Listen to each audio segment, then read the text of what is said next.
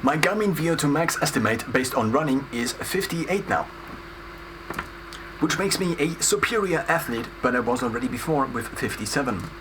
Here is how that happened. 3 perspectives: the short, the mid and the long term. In the short term, I woke up 2 days ago and I took a look at my watch, and because I have the VO2 max already on my watch, on this watch face, on the upper right, you can see the 58 shining there. I was quite confused because the last run on a Saturday had been quite unsuccessful. Even after years now without stopping on a run, I had to walk in between because I was just so weak. Maybe because also of the fact that I ran at 1 a.m. in the morning at kind of the end of my day. But I still couldn't sleep, so I went on this run. The midterm. My VO2 max had been increasing ever since I got a Garmin watch. In the beginning it was 53, so we can take a look at the graph in Garmin Connect and it looks like this. So it had been increasing actually by 2 points in the last basically fall to then winter, and before this it also began to increase every couple of weeks to maybe every couple of months from the 53 it was before. We also can see that this is now the beginning, so this is basically the first 6 months since I had a Garmin watch, and so initially it started out I think at, well, let's take a look, at 52, then it went to 53 and then it even dropped further, and this I don't necessarily know what explains this. There are, I think, just too many variables. But in the long term, over the long arc, I have been able to increase my VO2 max, at least as estimated by running VO2 max on Garmin. I have been able to increase it now over the time span of 1.5 years from 53 to now 58. This marks an increase of 9% in 1.5 years, and it was roughly 5 to 6 to 7% off from year to year, depending on which interval I compare. For also the midterm perspective, I think it makes sense to now mention what I train. So I do currently run once a week. I had a system running before the 1.5 years, and also as part of the 1.5 years, maybe the first 6 months, where I still sprinted kind of in the morning, but also only in the morning if I actually could, because when I did not stand up very early in the morning, then it is quite hard to sprint on the streets. Yesterday, for example, or 2 days ago, when I sprinted, I had a peak speed of 26 kilometers per hour, which I reached kind of without the cars on the streets. But with cars and also on the sidewalks, it is a little bit more difficult to try to basically reach that stability, and the tar on the streets is a little bit more useful compared to the sidewalks. And the eventual dog or person coming out from some door. My training week is split into the 7 days of the week, since I found it the most easy to just train every single day. My training week begins on a Sunday. I do usually run on a Sunday. Depending on basically the season of the run, I usually have a limit of at least, or a minimum of at least 5 kilometers, and also a workout limit. So the lower limit of workout duration is 20 minutes of core workout time. I do have an additional habit I track, which is just 10 minutes of activity, but the 20 minutes of activity are what I aim for.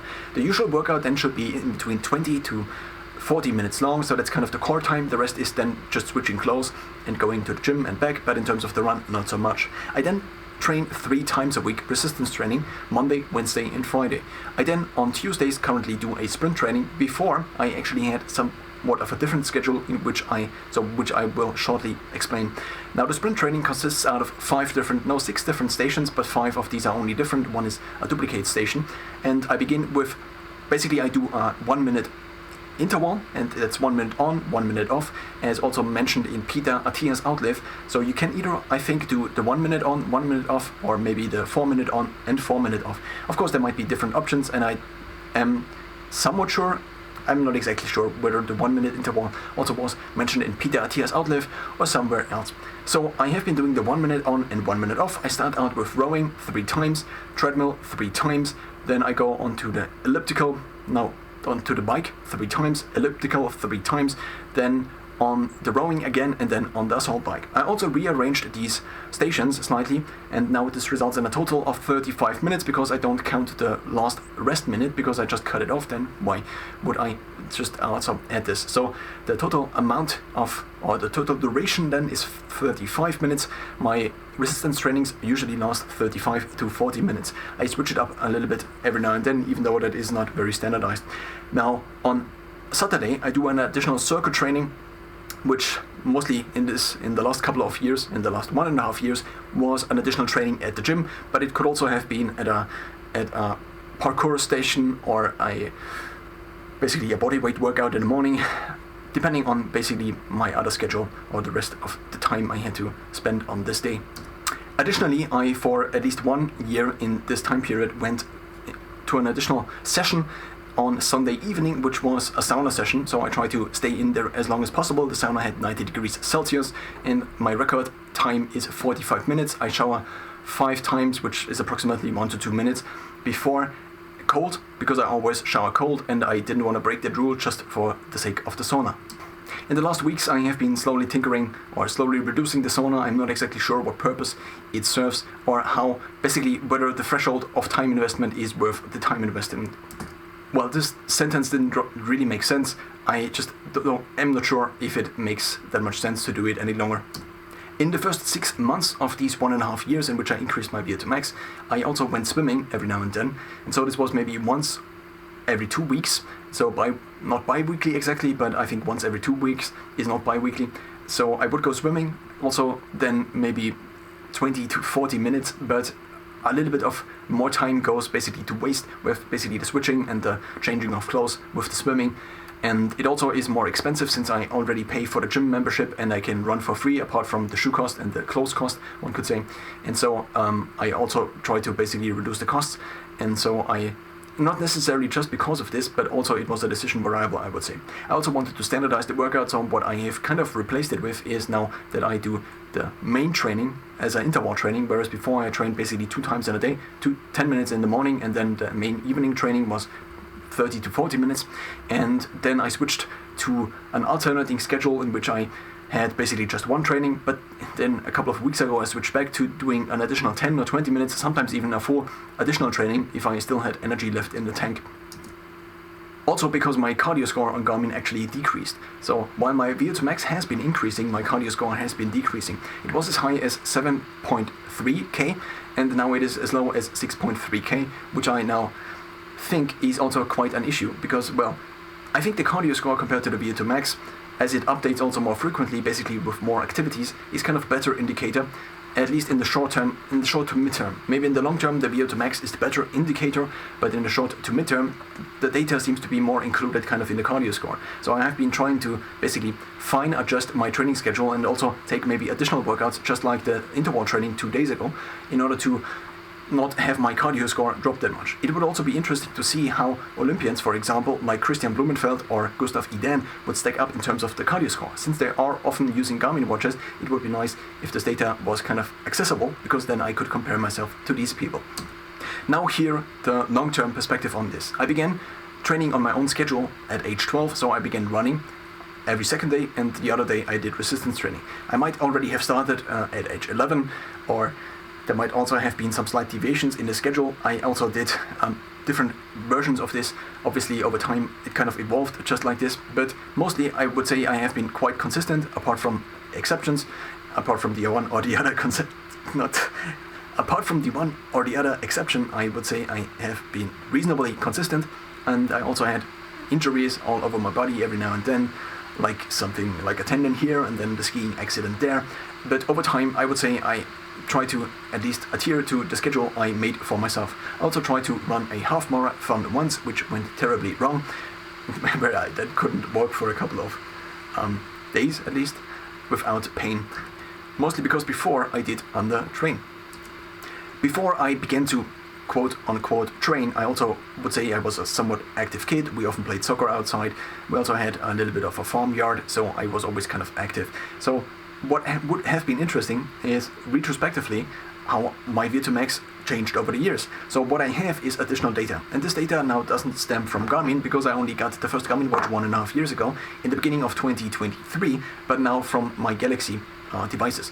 I did have a Galaxy Fit, then I did have a Galaxy Active 2, and then I did get a Galaxy Watch 4. So now on all of these devices I do not have a VO2 max estimate, but only on the Galaxy Active 2 as well as the Galaxy Watch 4. Samsung estimates these only if I record the activity on device, which means from the period in which I then switch to Garmin onwards, I don't have an estimate on on my Samsung any longer. And so this also means the Samsung estimate has not updated. What I now have is a couple of data points. And so because I recorded my runs as beginning with the Galaxy Active 2 in the middle of 2020, I purchased it maybe in April or March, I purchased the Active 2. So I then began to track my runs with these, even though I did not run that much. I'm not exactly sure. Maybe I did basically the morning training. So I did an interval training kind of 10 minutes in a given day. So I did not have an additional run, I think. So in there, every now and then I did run, but not in this weekly plan, I would say. After the half marathon and also other things, became so frustrated with running because I always had side stitches, and this also prevented from me, I would say, from kind of training properly over many years. And so I was quite frustrated, and when I began to study, I also drove to university often for a couple of kilometers a day, so in between maybe 5 to 10 to 15 kilometers in a given day. So I kind of replaced my running at that time. So my cardio, which would be running, I kind of replaced it mostly with cycling and commuting. I would still try to drive high in intensity in order to kind of also adhere to a somewhat of a plan, but still I did not run that much, mostly because I was constantly injured whenever I tried to run. Maybe also because every time I began, maybe overdid it, but of course not every time, I just exaggerated. Here now the estimates. So beginning on the Active 2, initially I had a VO2 max estimate on Garmin, not on Garmin, on Samsung, of 54 already, which means that I'm currently only 4 points above this, but actually not 4 points, but only 3.5 points. So it's not such a ridiculous increase after all, and the increase is not so ridiculous after all if one takes a look at it. I think I saw every now and then something where people were increasing their VO2 max and have been somewhat successful at this. Then the Samsung estimate dropped, and it dropped to 52, and then I eventually dropped in the last couple of years, in which I also maybe in terms of my body composition was not that optimal, and I would say that now I'm somewhat in a healthier condition again, but my body is in a healthier condition again compared to the years before, but maybe I just did not hit runs often enough in order to have a proper VO2 max estimate. I also didn't know about basically that you could click on this VO2 max estimate. I for the first time saw it in late 2020, 2022 I think, basically in fall or somewhere. I saw basically VO2 max estimate in this. I also didn't know at the time, I think, what this meant already. So back then I had a VO2 max estimate of I think 51 or something like this. So this was shortly before I then purchased the Garmin. So which would also basically match the Garmin then, because the Garmin also started at 52 or 53. So basically both estimate kind of similarly, probably also use similar algorithms. The Garmin takes 10 minutes of 70% heart rate max in order to then calculate, and it also I think needs a flat ground, but there is also a formula in which it can do this for hilly terrain also. The Samsung, I think initially I read this that you have to be on flat terrain, but it seems to be the case. If Garmin can do this right now, a VO2 max estimate on also hilly terrain, then it might make sense that Samsung can also do this. On the Samsung side, it then dropped as low as 44, 46, maybe even 43 or 42, which would be quite low. And now, as I started out on a Garmin, I actually was not in the superior range. So the superior range in terms of the colors is the violet one, but I was actually in the range before. And in terms of the rest of my scores, these are actually quite terrible, one could say. So my hill score, for example, is quite low. It's calling me challenger, but I'm in the orange zone. The endurance score is also now quite low. It was a little bit higher though, if at 7.3k. And so also interesting to see that the Garmin estimate of VO2 max is kind of somewhat reasonable at this point in time in the superior zone, but basically all the other values say that I need to do more cardio training. I recently, maybe a couple of weeks ago, wanted to see how long it would take basically and how many runs it also would take for the Samsung to catch up in terms of the VO2 max estimate. So on the Garmin, because I only run once in a week, it basically takes quite a long time to then catch basically the runs in which I perform above average.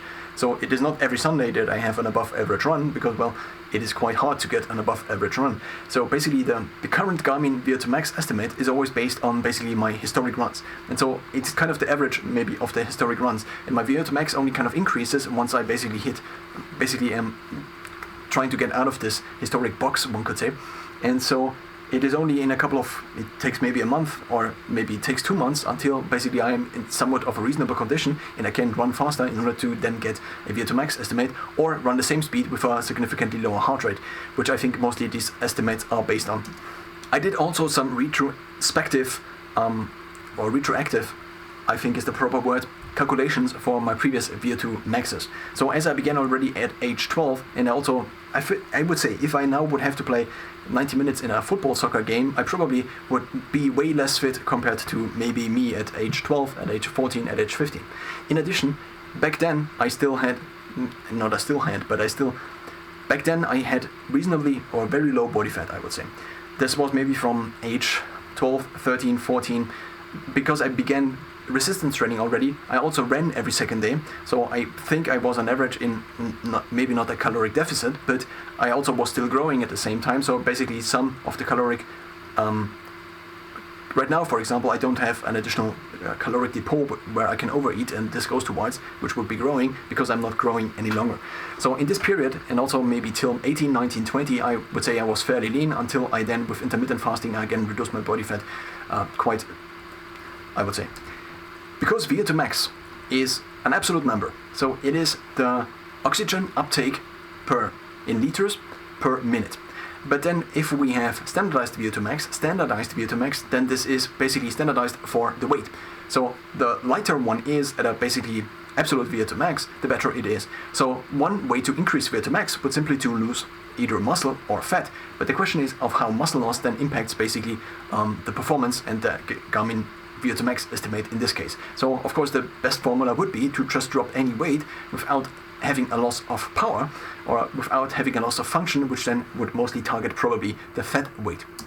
If someone had a VO2 max of 50 at 50 kilograms, then we just have to multiply the 50 multiplied by 50, which would result in a absolute VO2 max of 2.5 liters per minute. So this is the amount of oxygen that maximally the body is able to basically use in a given minute, as I understand it.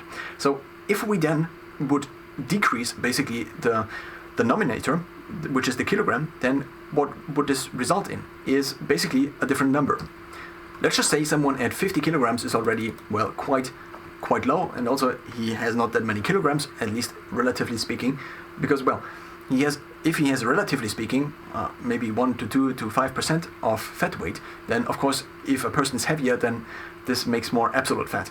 So if we again now take the 2.5 liters and we now assume a body weight of, let's just say, 45, then this would result in not a VO2 max of 50, but it would result in a VO2 max of 55.55, which Garmin would already round up to a VO2 max of 56. So partially, I would say my VO2 max increase in the last couple of weeks and months has been explained, or is to be explained, by a decrease in weight, which I was able to somewhat achieve. So I could take a look at the weekly average in terms of body fat, and I have been trying, but I have been able to reduce this from slightly above 16 point something to now a yearly average of 15.9. So as my body fat goes down, I'm basically, my VO2 max calculation, even if the Garmin, so basically,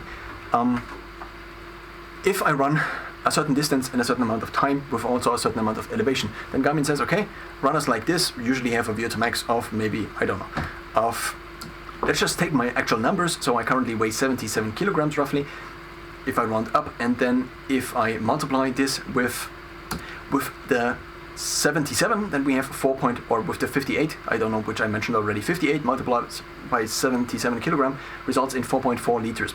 Now if I round up, 4.5 liters per minute then. And so if I then take this and divide this by a lower number, then we again would get basically a higher VO2 max per kilogram. So if I had a certain absolute amount of VO2 max, let's just say not VO2 max, a certain absolute oxygen uptake maximal per minute, then this could be 4.4, let's just say. And if I then am able to reduce my body fat slightly, then basically my VO2 max number, so the milliliters per kilogram per minute, milliliters as in basically 1,000 milliliters are a liter, and so this then would increase to a higher number, which I think to some extent might explain why I now have a higher VO2 max, even though my runs have not been particularly great, I would say. There is also a effect where you have to have the 70% of heart rate for at least 10 minutes, at least that's what I read for basically my watch, and also for the running VO2 max estimate. And so this has also to be met. So if I have a very bad run, and I might not even hit the 70% heart rate of my max heart rate, which Garmin currently thinks is 193, then basically this also doesn't update, which then is basically in favor of me, because I only basically am pushing the VO2 max above if I am actually having a very reasonable run, but otherwise it kind of stays the same, so it does not go below, which has also been kind of the case. So it only has been increasing, even though I had many bad runs also in there, and so it actually should have gone basically below or above, but it seems to be kind of the best guess of, okay, this is probably what you are capable of, and it also seems to make sense, because this is the maximal oxygen uptake rate, and not just some average of all of your runs. So whenever I have an above average run, it says like, okay, this is what you can do. It doesn't mean that next Sunday, if you have a shitty run, then we update this. So it seems to be kind of a very benevolent way to estimate this, because it kind of means that I can only win. I can only basically bring this further up. Of course, now over time it might also go down, which then I might see or begin to see. But currently I have been able to increase it from maybe in 2020, I think in 2020, somewhere in fall, I got this VO2 max estimate, even though I had the watch earlier, and so from 54 in fall 2020 to now 58. An additional thing I retrospectively now wanted to do is to take a look at previous VO2 max basically numbers. And so there are a couple of calculators. One is on a website called Omni Calculator. And so based on your resting heart rate, you can then, so it is basically a ratio of your resting heart rate, not your resting heart rate. So your maximum heart rate, MHR, I think it is called, maximum heart rate, divided by your resting heart rate and multiplied by a factor of 15.3. And so if you then plug in the numbers, I didn't know that at age 15, I got a Polar RS 100. And at age 19, 20 roughly, I sat down with this chest strap of the Polar RS 100, and reading in the morning I had a resting heart rate, as I saw basically on the watch, not as calculated by the watch over multiple months or something like this, like the Garmin nowadays does, but it was also a chest strap, so it was more accurate, I would say.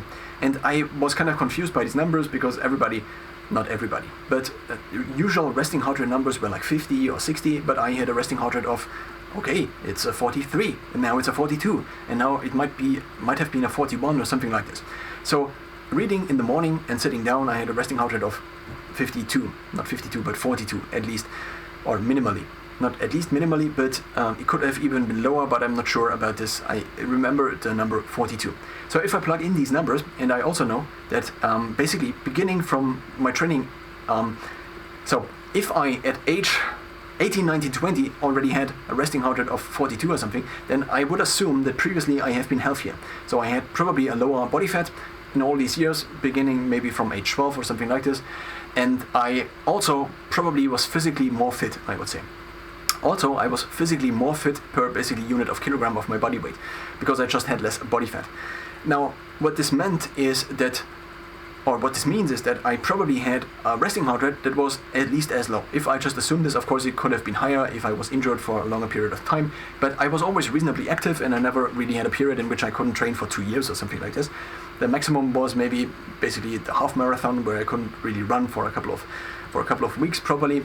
And so what I assume now is that if I, at age 19, 20, had a resting heart rate of 42, and this was also just one instance, so probably if measured over multiple days, weeks and months, it would have been lower. And I also know that from the Galaxy Active 2 on, or also the Galaxy Fit on, I did have resting heart rate months of as low as 39 or something like this. So basically the monthly average was 39. The yearly average measured on the not Garmin, but Samsung devices, so the lowest yearly average for my resting heart rate was 40. And this is a certain period of time, so it's not a full year, but it's 12 months. And so I know also basically that this is somewhat reasonable data, and also now the current data seem to also be somewhat similar to this. And the Galaxy Watch seems to be usually maybe 4 points lower or 5 points lower beats per minute in terms of the resting heart rate, whereas the Garmin is usually a little bit higher. But for example, in the last weeks, I often was on a 7-day average of resting heart rate of 42, 43, 45. Now it has climbed again, which might indicate basically midterm fatigue. So the maximum heart rate divided by resting heart rate multiplied by 15.3 would be a formula that Microsoft Copilot told me. But so there are different formulas for calculating the maximum heart rate of somebody with a given age, and it seems to be the case that Copilot also used a different formula back then. Not back then, but 2 days before. Now, here the Copilot calculation. So I did tell the system or Copilot that I ran, I do have basically a tracked race in which I ran 23 minutes and 42 seconds for an elevation of 200 meters and 4.2 kilometers. But it did not take these numbers into account at all, so it did not. What would have been my train of thought is that, okay, maybe I can kind of approximate the GPS track and then basically out of this get a VO2 max estimate. But this is not how Copilot did it. So it used this formula for running on a level ground or running on a hilly terrain. So there is also a formula. This is the formula that Garmin uses, seemingly, at least according to a blog post of a couple of years ago. Now it might have been different. So if at age 18, if we just assume, okay, 18 the ideal biological age, but let's just assume this, and I assume the resting heart rate of 42, which I actually measured 1 or 2 years later. But I assume at age 18 I was at least as fit, so my resting heart rate might match this. If I assume this, then at age 18, the VO2 max resulting out of the Omni calculator, it's a website, and there is a VO2 max calculator based basically on resting heart rate. And this would result in a VO2 max of 71, which is ridiculously high. If now I, at age 27, plug in these numbers, and I also have the 14 beats per 20 seconds, which is the 42 per minute, it would result in a 69. So it basically dropped by 2 points just by being older here. There is also a decline in VO2 max numbers, and the decline is slightly exponential. So for a certain period of time, let's say from the 30s to the 40s, it drops by about 10%, and then it actually increases in how much per decade. But because it's kind of exponential, it's not, one cannot just say, okay, it's one point per year. Now the question is, if I use the other formula, the formula which uses the maximum heart rate, what my VO2 max would have been according to this. And so I know that kind of from the visual reference, from kind of the visual memory of looking onto my watch, that I at least had a maximum pulse on the watch when I tracked these ones of 205. And it might have sometimes been higher, 207, 208. I'm not exactly sure if I ever hit something like 210 or 215. The maximum or the minimum age, not the maximum or minimum, but my lowest age with using the watch was 15. And so if I can remember these numbers and we use the typical formula, which has not been, there is not that much evidence for this formula, but it is widely used still, is the 220 minus your age is roughly your maximum heart rate you are able to achieve. So if I use this, then 205 at age 15 seems to be a somewhat reasonable number. Microsoft Copilot used a different formula, which I probably will now not include. If I now basically Frankenstein these numbers from these different points in time, and I don't know if I ever reached a 215, but let's just assume I had a 215 of maximum heart rate, divided by the resting heart rate, and then multiplied by 15.3, which seems to be the VO2 max formula Copilot uses, then this would result in a VO2 max of 78.2. Now, ridiculously high again. The question is, for me, is what would have been my VO2 max back then? But now, if I use now the 205, which I kind of know from visual reference that I had measured with the chest strap, which is maybe also at least, so even though this device might have been older and might have existed now years ago, because these are wrist-based and use a different technology, it might still be kind of as accurate as the Garmin, for example, these days. So if I assume now the 205, at least with this formula, which might be wrong, but if I assume the 205 as the maximum heart rate, and I divide it by the at least 42, which I know kind of I had, at least at this one instance, so maybe on average, I don't know what the average would have been and what makes sense in terms of using the resting heart rate, but if I at this point in time had it, then at age 18, 19, and of course I'm Frankensteining these numbers, I assume that from age 18, 19 or 20 on downwards, I had at least a resting heart rate that was as low as 42. And if I now take the 205 divided by the 42, this results in a VO2 max estimated by this formula of 74. But I was always kind of a terrible runner. I was always kind of not a very good sprinter. I was also in swimming not that good. I only kind of got a reasonable number, and also just with a lot of training I would say. I don't want to now put too much emphasis on, oh, I trained so much, but also in the 3 or 4 races I ever ran. Actually, if I count the half marathon also, then it was 5 races in my running career. Then I also was not that fast. I also had the half marathon time of 2 hours and 7 minutes, which is ridiculously high. The main question for me now is, how high do I need to, or can I, drive my VO2 max? If I take a look at some VO2 max charts, then elite VO2 max is anything 80 or above. If I take a look at the current record, it is 97.5, and this is now standardized for weight, which is held by Oscar Svensson, 97.5. Now, recently there has been a little bit of hype about another measurement, which has been with Christian Blumenfeld, who is a triathlete, who was also an Olympionique. And he, I think, hit an absolute VO2 max of, I think it was 7.7 liters, and then depending on how much he weighed at that point in time, it would have been higher compared to the other one. So anywhere from 96 to 103, depending on the weight. But I couldn't now find the source, and I also couldn't find it in my notes as of now. And also, I haven't heard whether this is now accepted officially as a new record, and so maybe they accepted the 96, which would still have which would mean the previous record of Oscar Svensson would still be intact. Now, I recently also did a basically muscle, how much muscle I still could gain. And so the muscle I still could gain, seemingly, maybe based on population average, I did a test with Menno Hendelmans, I'm not exactly sure what the name was, website, and this put me at 83 kilograms of muscle mass, not at 83 kilograms of total. Currently I weigh 77, and I have a body fat percentage as measured on my Garmin scale of maybe 15-16%, but then the in-body scale at my gym says I'm anywhere from 8 to 12% or something like this. And the fat I then would be able to lose is in the muscle, maybe 8 kilograms or 7 kilograms or something like this.